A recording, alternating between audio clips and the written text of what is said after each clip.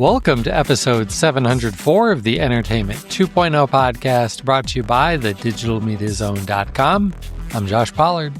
And I'm Richard Gunther, and this is the show that puts you in control of your favorite movies, music, shows, and games.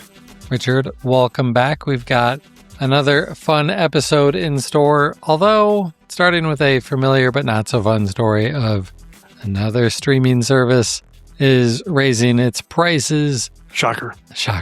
Maybe the shocking, the part that you'll have to guess for the next 30 seconds before we get to that story is, which service are we talking about? Audible has added a new immersive reading experience to their apps. Steam Decks are going out of stock, and that's scary and leads to some other concerns. But GeForce Now, NVIDIA's streaming service, is coming to Amazon Fire TV Sticks. This is the part of the show where we would normally read your listener feedback, but we don't have any. So if you'd like to send us some for next week, that email address is entertainment20@thedigitalmediazone.com. So without any listener feedback, let's jump right into the news. And if you guessed AMC Plus as the streaming service that was raising its prices, then congrats, you win. Although, yeah, I don't think any of us actually win. I mean, I'd be really impressed, first of all, if you did guess that. But yeah, nobody wins except, well, I guess AMC Plus. And their shareholders. Yeah. Right? I guess. I don't even know who owns them. Right. So, yeah, this is a very typical story here. AMC, they're raising their prices for AMC Plus. Across the board, it's basically going up by $1 a month for the monthly plans. If you are willing to watch ads, it's going from $7 to $8 a month. If you don't want ads, it's going from $10 to $11 a month. And the ad-free annual plan is going to set you back $110 a year. So ordinarily I would be like, oh, it's only $1. Like $1 is good. This could be worse, but they last raised their prices in January of 2025, which is like, almost feels like, if we make it 13 months between raising prices, then no one can say we've done it twice in a year. It does feel a lot like that, doesn't it? Sure does. And that's really helpful because when you look at how much this has gone up in just over a year, that ad-supported plan has increased in price 60%.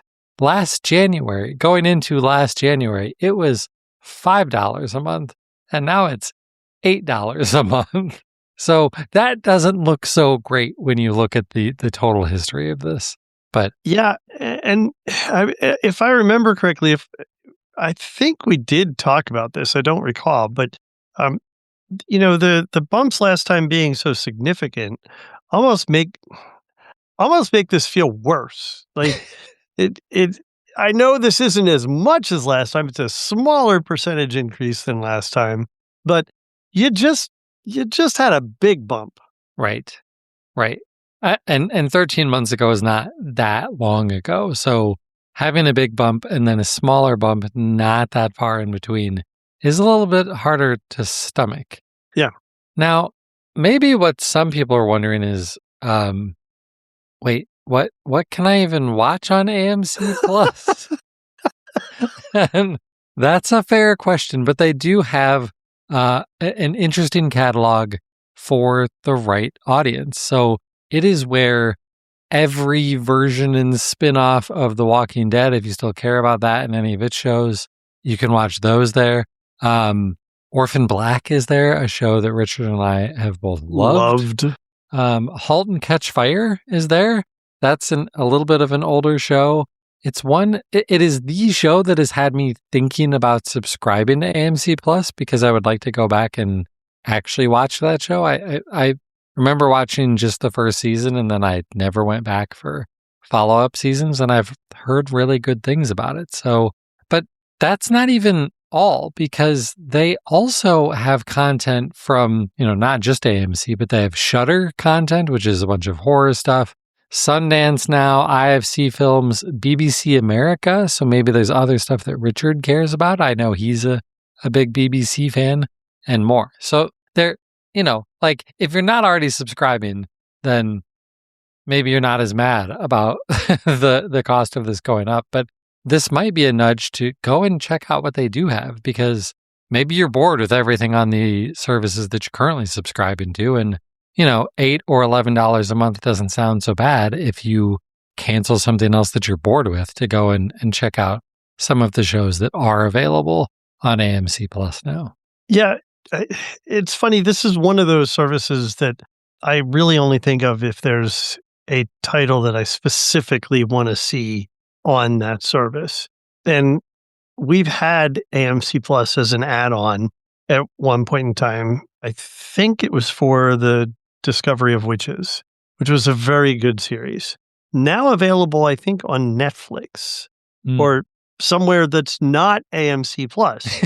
So one thing to think about is if you're thinking of stuff that they've done, check justwatch.com first to find out where it is, to see if maybe it's been divvied out to other services and you don't necessarily have to go to these AMC properties to see it. There's arguably a lot of content here. I just don't know how compelling that content is to everybody. It's not enough to make me want to subscribe regularly, and certainly not enough to pay $8 or $11 every month for it. That's just way too steep. And Is interesting, it though? well, I mean, this still ends up being one of the least expensive video streaming services available now. Compare this to Apple TV, right? Price-wise, it's relatively similar, except they don't offer a with ads option yet, hopefully ever. But I think there are way, way, way more fantastic award-winning shows on Apple TV than there are on AMC. That's my personal opinion. Yeah. But Apple TV is $2 a month more expensive than this, though. Yeah. Yeah. I don't see it. This strikes me as every kind, like BritBox, right? Like every kind of genre or provider of content said, "Oh, we have to have our own streaming service, and what are we going to charge for it?" And somehow they think it's worth roughly the price that people thought Netflix was worth a couple years ago, or Apple TV or whatever. And I just have a really hard time justifying that for such a small slice. Yeah. Interestingly, timing wise, AMC just recently announced that they have tipped the balance. The majority of their viewers are streaming now, not through traditional cable services. Which I'm not entirely any of these providers, if they told me that, I wouldn't be surprised by that. I'm surprised because it's AMC. Yeah, so AMC is the surprise part of that. Right. Because the only people subscribing to AMC Plus are the people who really know what's on AMC Plus and wanted that. And I guess those people just aren't cable TV subscribers, but who is nowadays? Right. Even I'm not. Even me. Even the guy that still purchases some occasional Blu-ray and Ultra HD discs. Right. Yeah. Okay, so why don't we move on from that and talk about something else that I think is cool, and it really kind of lines up interestingly with a story we covered in last week's episode. But this time we're talking about Audible, and for you audiobook listeners in the Audible ecosystem who may also occasionally dabble in the ebook way of reading through the Kindle system, they're both owned by Amazon, Kindle and Audible. They're both Amazon properties. And they've rolled out new functionality to the Audible app that they're calling immersive reading or an immersion reading experience. And the idea is pretty simple. For some people, they like to read words on a page, whether that's physical page or an ebook, while also hearing the narrator.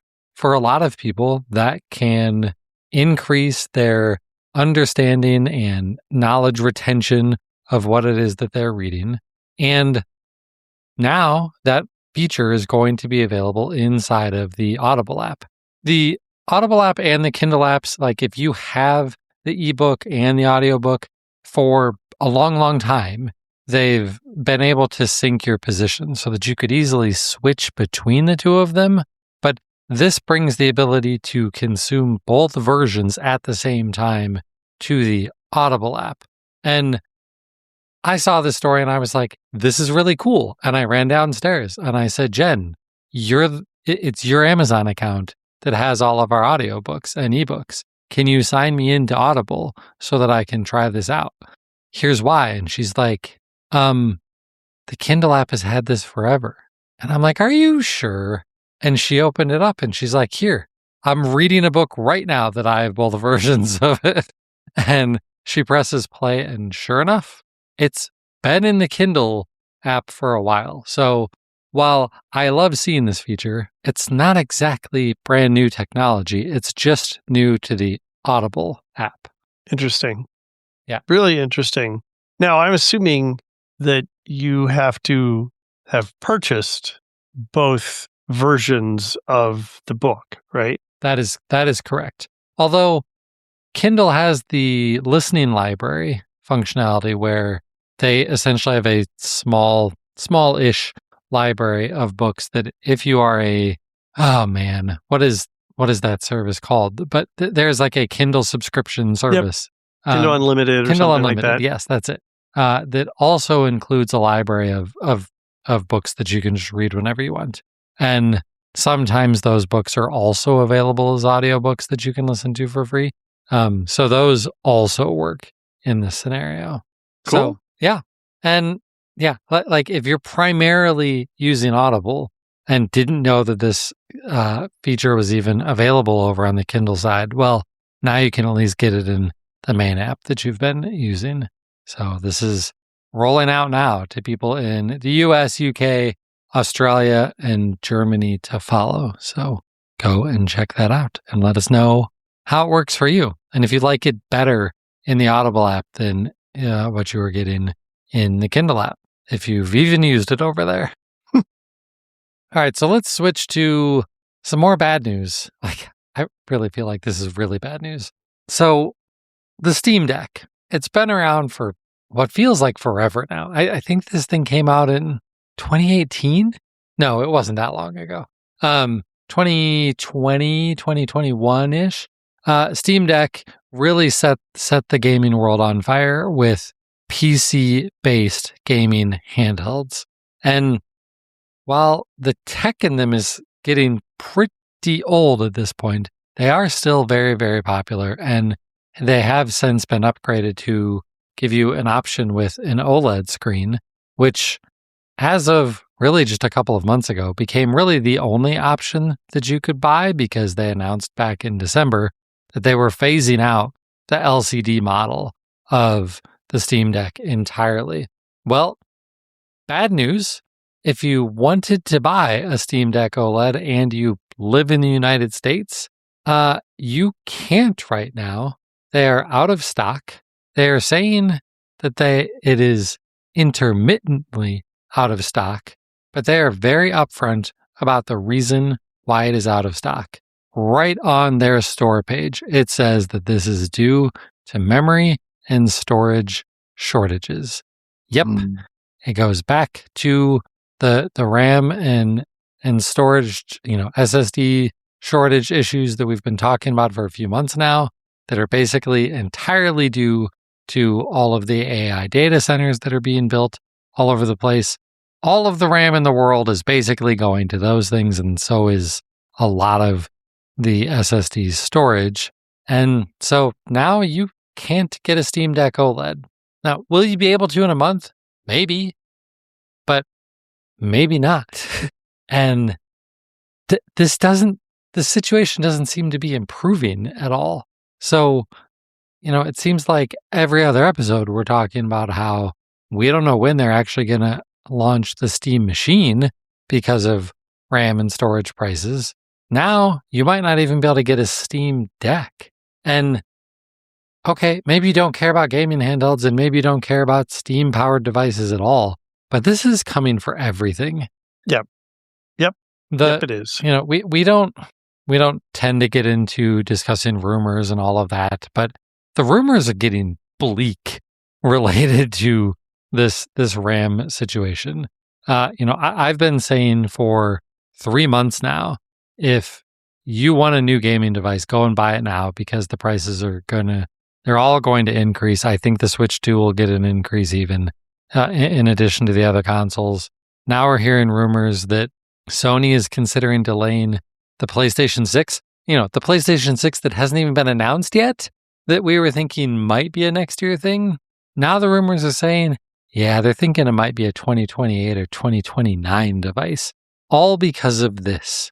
Because you can't rapidly scale up factories to build this stuff. And even if you could, the companies making all of this don't want to, because eventually there won't be as big of a crunch on all of this stuff. And they will have spent all of this money building factories that they don't need anymore. So they're just going to enjoy the profits of the cost of RAM doubling, quadrupling in some cases. Exactly. The scarcity increases their profits. Exactly. So, yep. And this, but the concern is like this could get really bad. Like, sure, if the Switch 2 sees a $50 price increase, is that really that big of a deal? Not really. But what if the price of basically everything goes up in price? Everything that needs memory of some sort. Right. This is not dissimilar from the chip shortage that we had during COVID, where you couldn't buy cars, right, because they couldn't get the chips they needed for the cars. Exactly. And so you might not care about the Switch or a Steam Deck, but were you thinking of getting a new iPhone this year? How old is your laptop? And Richard makes a great point about cars. Like, cars will eventually be impacted by this too. Everything that requires RAM is going to be impacted by this. So yeah, I think it's real bad. This is bonkers. I was scoffing at a story I heard just a few days ago where in their investor call, Western Digital announced that their entire capacity for the year is already sold. So, sorry. Yeah. Sorry, we don't got none. Nope. Really hope nobody needed any new hardware. Because data centers. Exactly. I mean, we needed those slop videos. We totally needed them. They're absolutely improving our social media experiences. I mean, it's not like AI is only being used for stupid slop videos. Not only, no. There's other slop too. Well, I do have one option for people.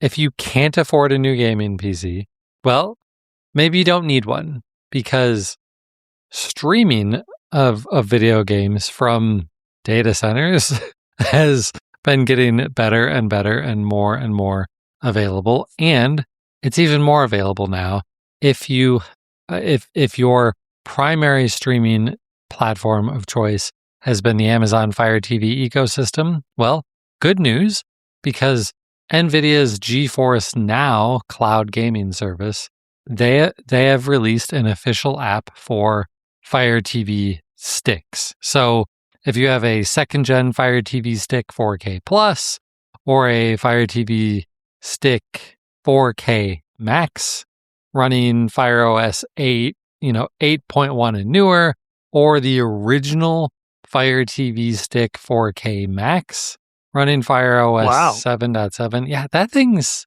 what is that, 3 years old?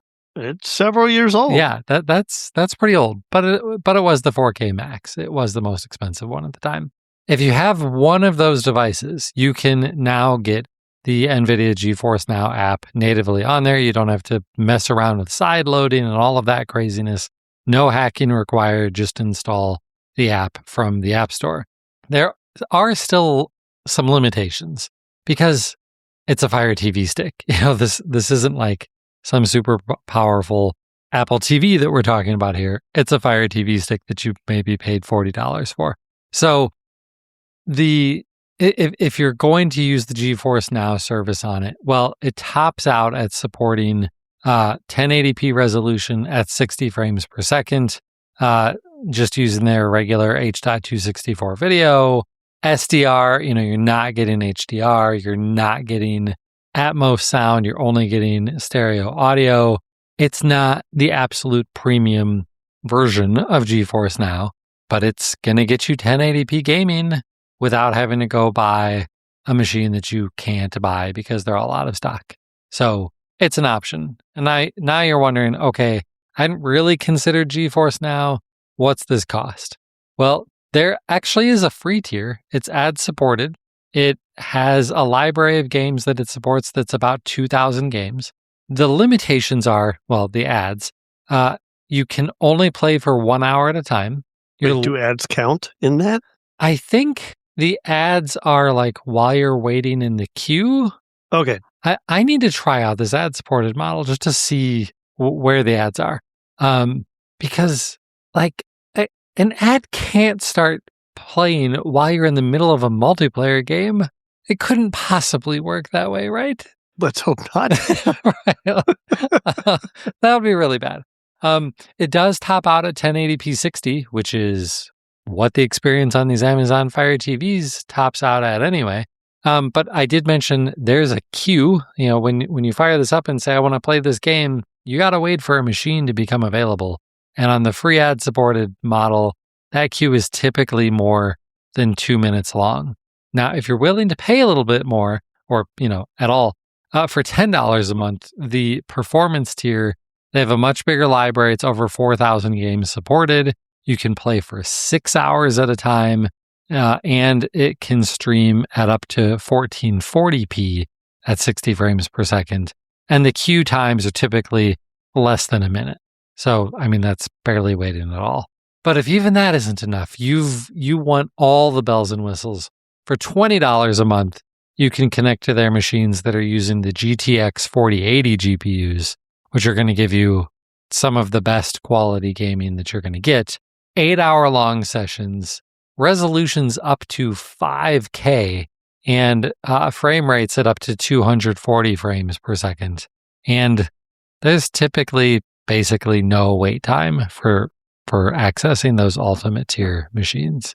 So that could be your option. And if you've got an Amazon Fire TV stick, you aren't limited to GeForce Now. It already supports Xbox Cloud Gaming, and Amazon has their own service.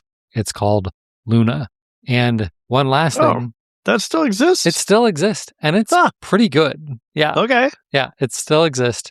And then if you're using GeForce Now and you have a PC Game Pass subscription, you can play those PC Game Pass games inside of GeForce Now, or use the Xbox game streaming. But maybe it's a better experience out of GeForce Now. I'm not sure. So those are your options for streaming games if you don't have any hardware to buy.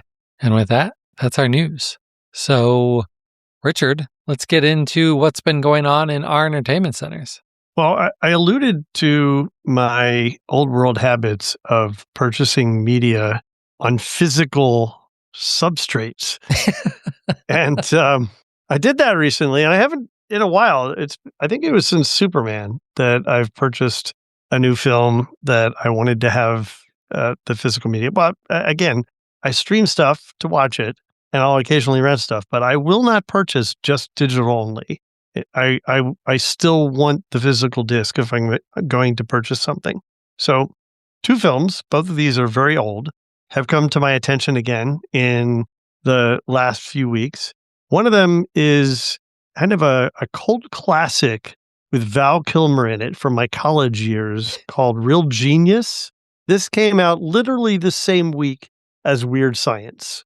Wow. Weird Science won the box office, but ultimately, Real Genius is the film that did better overall because in video, this became a complete classic that people have loved and loved over the years. And I absolutely loved this film in school. This was like one of my favorite films. So I'm really excited that this is now available. I guess it's been available for a few years now, but I just learned that it's available on on 4K UHD. So I purchased that and now have that on my uh, Plex server, which I'll be able to watch if I'm inside my house and only from inside my house because I still have the 4K streaming problems where I can't stream anything outside the house that big and haven't figured out why yet. Also, purchased the disc for Colossus the Forbin Project. I'm going to ask you, Josh, have you ever heard of this? No, and I wondered if there was a typo in there. Like Forbin is a word that doesn't make sense to me. Forbin is a name. And fun fact, they added the subtitle because the creators of the film were concerned that if they just named it Colossus, people would think it was something like Hercules. Right. And in fact, this is a sci-fi thriller about an intelligent computer system that becomes self-aware, and it is in control of the military for our government. It's a classic 1970s sci-fi film, way ahead of its time. Cheesy as heck. I bet. Absolutely cheesy as heck. But I loved this film when I first saw it. And it was probably late 70s when I first saw it. A friend of ours who worked for the school had access to a projector and brought home a screen and a 16 millimeter projector so that we could watch the film that he had borrowed from the school. He was a teacher there. And I remember it since. So very excited to have that. I know our friend John already has a copy of this. It's available on Blu-ray now, so I had to get it. I absolutely had to get it. Very excited. But this isn't 4K. It's not 4K, unfortunately. Okay. No. So as far as what I've been watching, I'm continuing to watch episodes of Stumble. That show is just so funny. It makes me laugh so hard. The continued to watch Starfleet Academy. The last episode was very good.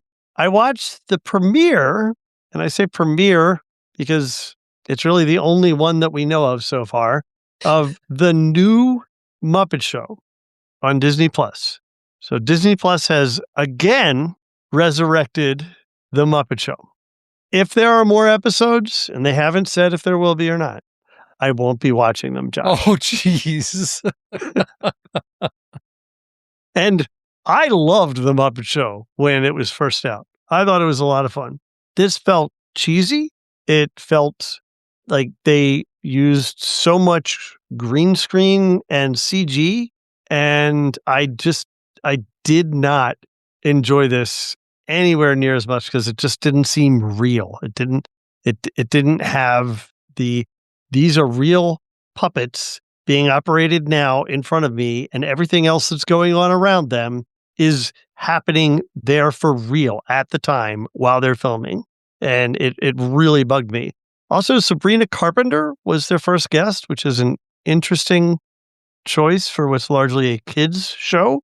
And she did the opening number, which was a little bit, to my perspective, I guess, kind of overly violent for a kids show. Now, granted, most of the skits on the Muppet Show end up in mayhem. That's kind of, they have a character named Mayhem, in fact, because that's kind of their shtick. But this was really just, I don't know. I just thought it was not gross, just weird, really weird. So I will not be watching any more of this, and I wish Disney the best of luck with this one. I have not watched any more of Fallout, but I haven't given it up. I still want to watch more of that. I am up to date, like by within the hour that it comes out. I watched the new episode of A Night of the Night of the Seven Kingdoms. That's the Game of Thrones series that's currently on. There's just one more episode left, and all I have to say is that these last few episodes have been fun and just a lighthearted change for what we're used to with Game of Thrones. And then in episode 5, whoa, was it gory. So brace yourself. If you're thinking this is just a nice kinship story, there's much more to it, and it gets gruesome the way that Game of Thrones could get really, really gruesome. I've continued to watch lots of Olympic highlights, continually restarting my Peacock app that continually crashes and freezes up, which is just so annoying.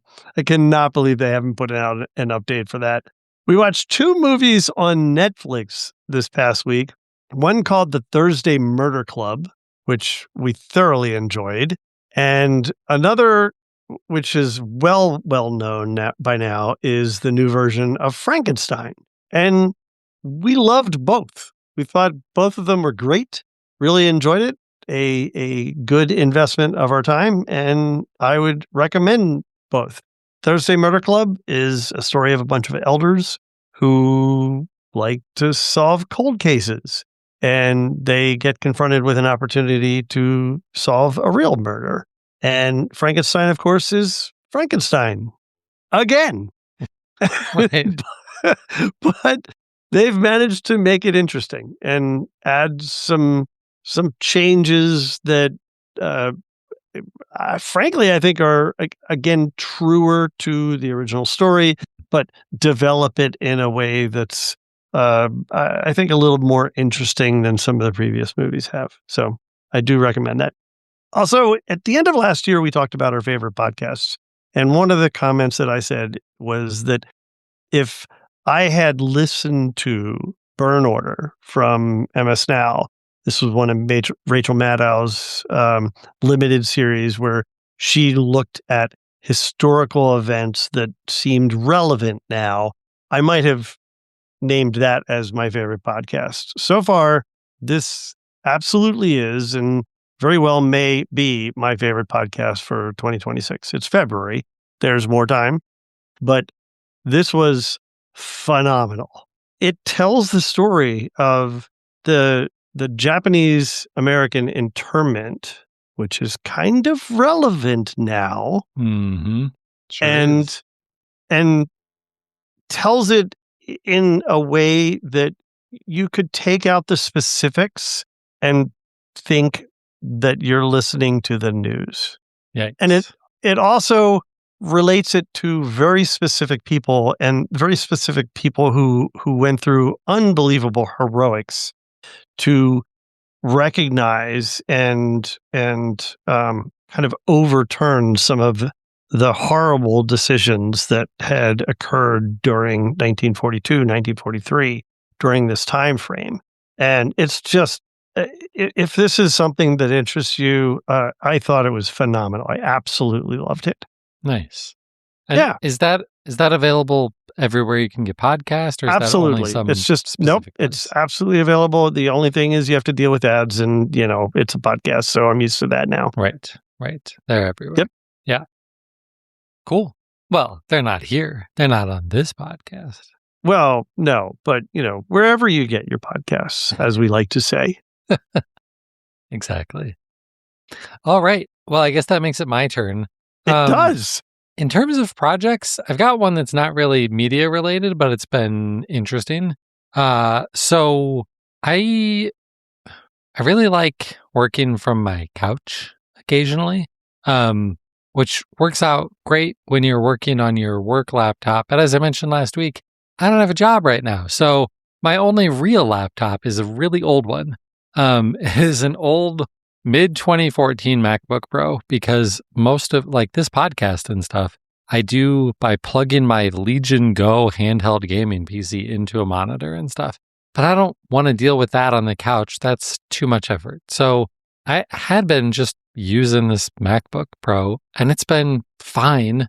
But the other day I went to install Microsoft Office, and Microsoft Office was like, you're like 3 or 4 versions of Mac OS behind. We don't support this.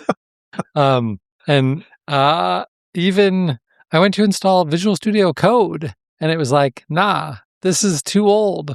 Wow. You can't do this. I'm like, really? I can't install VS Code? Okay, fine. And so, I just built a Linux server like a month ago. I was like, let's try putting Linux on this thing. And so I put Ubuntu Linux on it, and I gotta say, I'm actually kind of enjoying it. Linux has come a long, long way, and this hasn't even required me to like go hit up Gemini or Claude or any of the other AIs to like get a bunch of help to solve a bunch of random problems, because it's just working. Despite this ancient hardware, it's just working, and it's working pretty well.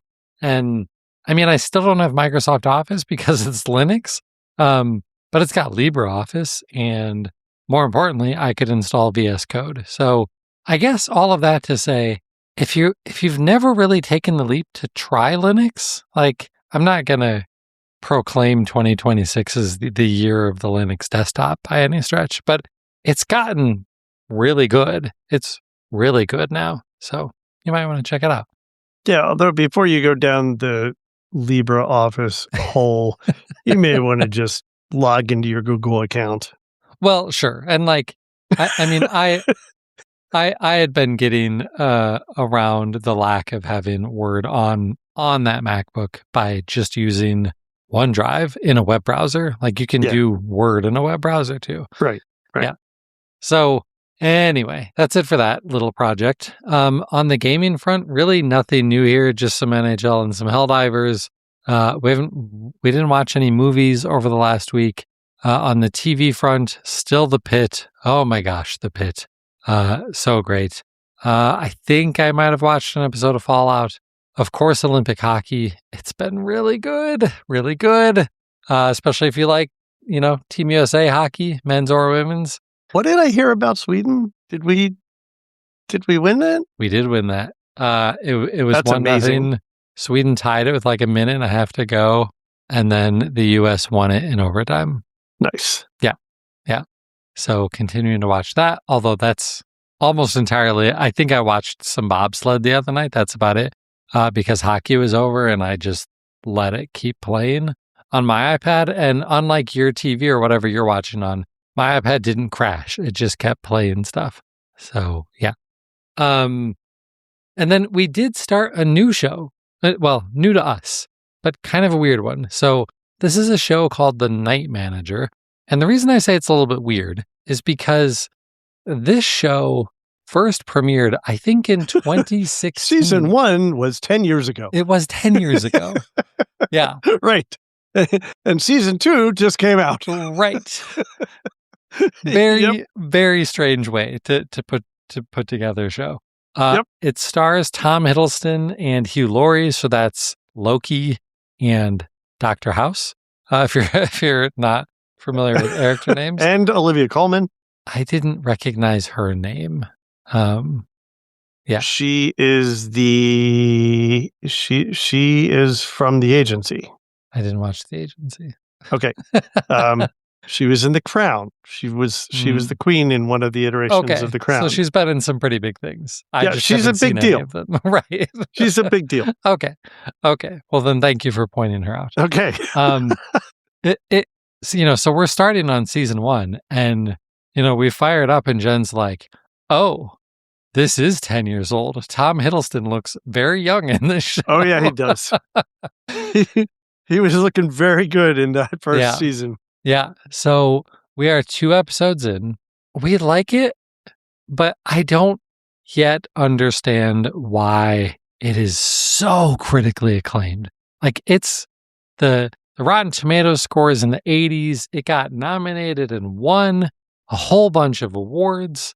And Where are you? How far through? I think there's 6 I episodes, think if I there's 6 remember correctly. episodes in the first season. I think we've watched 2 of them. Okay. So he is like, you know, doing the spy game thing now. But I don't know. Like, It's good. we're gonna It's stick with it's it. it's really good. I've wanted to start the 2nd season, but I wanna rewatch the 1st season Mm, before I do that. I liked it so much, and I just haven't been able to fit it in yet. yeah. Hugh Laurie does such a great job playing that character. Oh, yeah. He's perfect for that role. So, yeah. We'll keep watching it, but it hasn't quite lived up to expectations just yet. So, we'll see. Maybe season 3 or episode 3 it'll really kick into high gear for me. And books, I have not I've started a couple of books, that's the problem. I've started multiple books, so I really need to just pick one and finish it. And when I get a little bit further into one of them, then maybe I'll have something to talk about there. So that's it for what is going on in my entertainment center. So if you'd like to get a hold of us, there's a lot of ways you can do that. All of this is over at our website, www.thedigitalmediazone.com, in our show notes, where you can also find links to everything that we talked about on this episode. But if you want to find us on socials, I'm at Josh Pollard on Twitter and Blue Sky. Richard is Richard Gunther on Mastodon and richardgunther.com on Blue Sky. And yeah, so, and that email address, if you'd rather just do it the old way, entertainment20 at thedigitalmediazone.com. But that's going to do it for episode 704. He's Richard Gunther, and I'm Josh Pollard. Thanks for listening to Entertainment 2.0. Adios. Goodbye.